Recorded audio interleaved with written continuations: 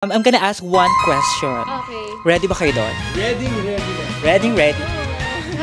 Kayang-kaya yan, kayang-kaya yan. So, ano ang mga signs na dapat mong maramdaman para malaman mong it's time na para i-let go ang isang bare minimum relationship? Ang isang bare minimum. Ikaw muna siya eh. Let me think.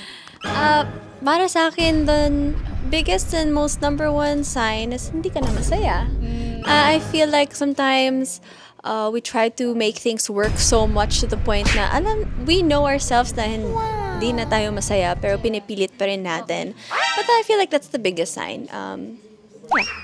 Para sa akin, siguro kapag kahit ginawa mo na yung best mo, tapos parang wala ka nang nararamdaman. Oh my God. Feeling ko, yun na po yung sign na it's time to let go. For me, siguro kapag naapektuhan na yung mga ginagawa ko sa buhay ko and yung mga tao nakapaligid na rin sa akin. Yung parang hindi lang ako, pati ibang tao na. Yeah. Kasi di ba pag nakakaramdam tayo ng bare minimum, siguro nirereklamo muna natin sa ibang tao. Tapos pati sila mismo napapagod na sa atin. I think it's time. Parang rant ka ng rant pero... Yeah. Oo. Yeah. So it's time to let Yeah. go.